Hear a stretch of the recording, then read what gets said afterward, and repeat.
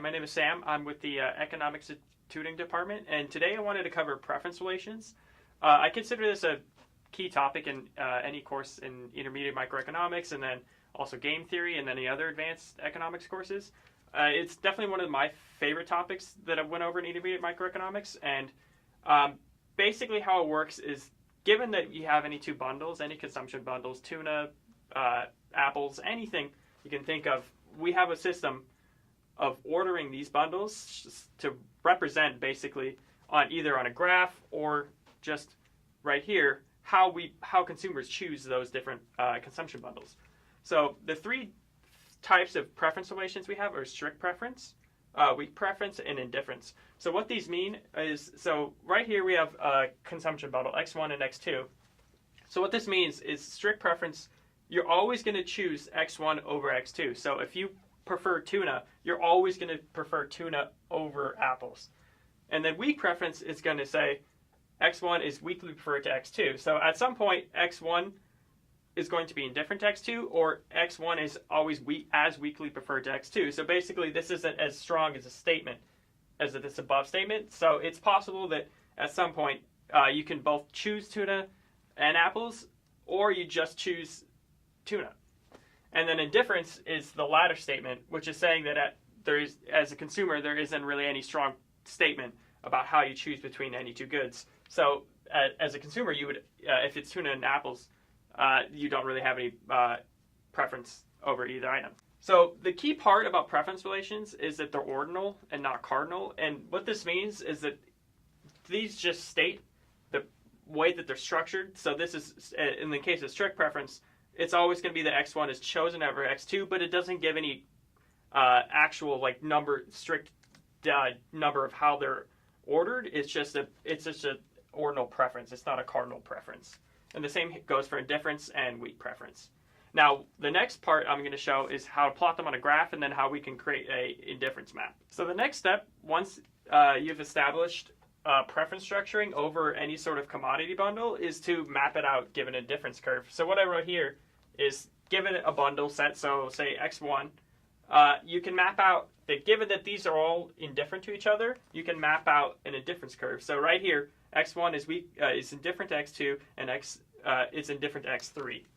And this forms the basics of microeconomic theory, is given a budget set and given an indifference curve, how do we choose between our income and then our preferences. So a key characteristic of indifference curves is the concept called strict monotonicity, which is basically explained as more is better.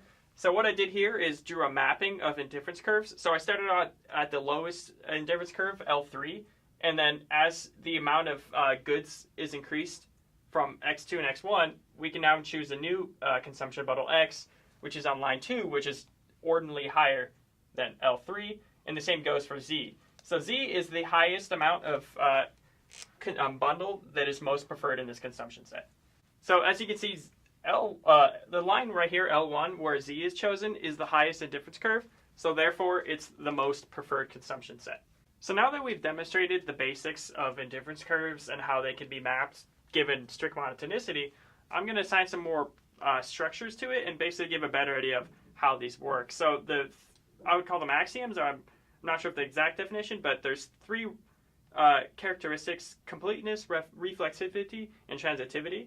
So for completeness, given goods x and y, we can write the x is weakly preferred to y and y is weakly preferred to x. So that we can say that if there's a weak preference, it can also be written that y is also weakly preferred to x.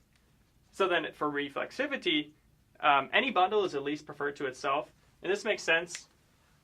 All this is saying that x is at least as weakly preferred to x. So given that you like tuna, you're always going to most likely pick tuna.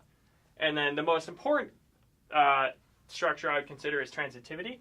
So what this states is that given x is weakly preferred to y, and y is weakly preferred to z, then we can write x is weakly preferred to z. So if we write this out, it looks like this.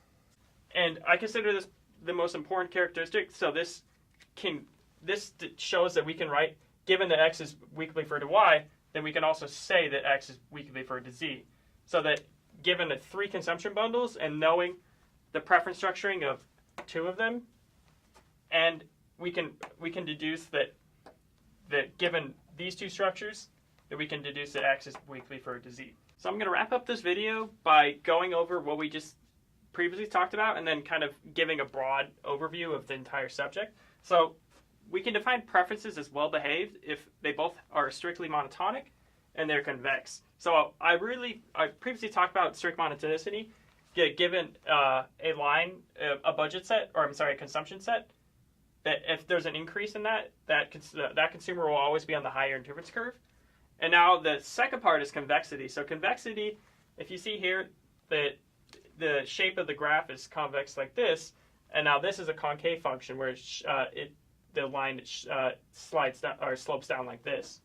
So then, if you look here, given a consumption bundle with x1 and x double prime, then you can see that if trying to map an indifference curve or a consumption bundle like right here at y, you're going to be inside the budget set, but then out here,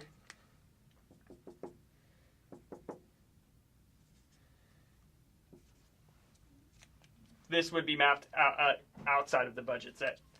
So convexity is the most key topic for defining preference structuring and indifference curves, because it shows that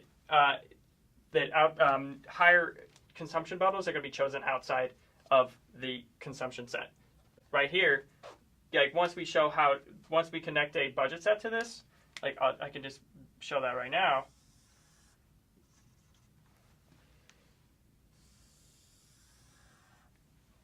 We can illustrate a point of tangency between a budget set, given income, and then how to choose between those two products.